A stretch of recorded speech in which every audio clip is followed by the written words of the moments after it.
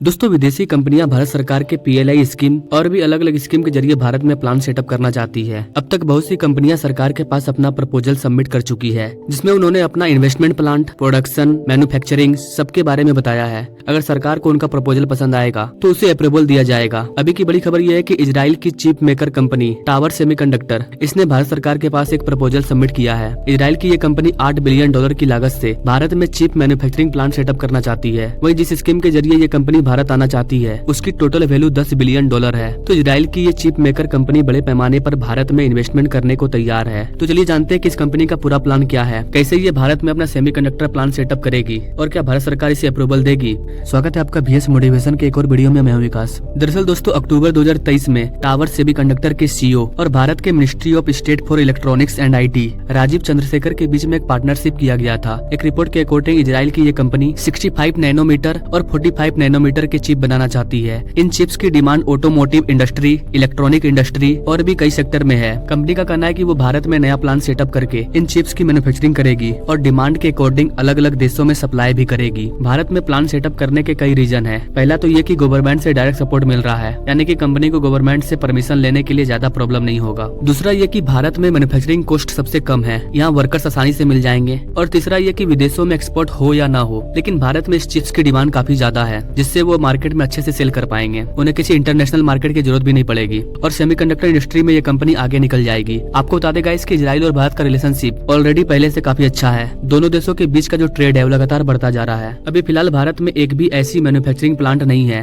जहाँ पर बड़े पैमाने पर चिप्स बनाया जाता है, जबकि इनकी डिमांड लगातार बढ़ती जा रही है। तो एक और ताइवान की फॉक्सकॉन कंपनी है जो भारत में चिप्स बनाने के लिए आगे आ रही है। वहीं दूसरी ओर इजराइल की ये कंपनी भी $10 बिलियन भारत में अपना इन्वेस्ट करना चाहती है। तो अब देखना ये होगा कि क्या सरकार इसे अप्रूवल देती है। यहाँ पर आपको बता देगा इसकी इससे पहले भी टावर सेमीकंडक्टर कंपनी के द्वारा कर्नाटक में चिप मेकिंग प्लांट के लिए $3 बिलियन इन्वेस्टमेंट करने का दावा किया गया था, लेकिन आगे चलकर कंपनी ने इस प्लान को रोक दिया। अभी अपनी भारत सरकार America, Israel, Europe, France, Taiwan, UAE, China सभी देशों के प्रपोजल को कलेक्ट कर रही है। उसके बाद जरूरत के अकॉर्डिंग इसे अप्रूवल भी दिया जाएगा, जिससे सभी को फायदा होगा। फॉर एग्जाम्पल, अगर टावर सेमीकंडक्टर को अप्रूवल मिल जाता है तो भारत को $10 बिलियन का इन्वेस्टमेंट मिलेगा। चिप मैन्युफैक्चरिंग इंडस्ट्री को भी बूस्ट मिलेगा। जिस राज्य में प्लांट सेटअप किया जाएगा वहाँ के हजारों लोगों को रोजगार मिलेगा। चिप भारत में बनेगा तो मेड इन इंडिया मिशन को भी बूस्ट मिलेगा। अगर कंपनी विदेशों में एक्सपोर्ट करना शुरू कर देती है तो हमारा इंडियन एक्सपोर्ट भी बढ़ जाएगा और फ्यूचर में इसकी डिमांड तो बढ़ेगी ही, यानी हर तरह से हमारा फायदा होगा अगर सरकार इसे अप्रूवल देती है तो। और जाहिर सी बात है कि सरकार अप्रूवल दे भी देगी, क्योंकि इजराइल और भारत का रिलेशनशिप काफी अच्छा है। इसके अलावा एक और बड़ी खबर आ रही है भारत के इलेक्ट्रॉनिक इंडस्ट्री को लेकर के। दरअसल रेलवे एंड IT मिनिस्टर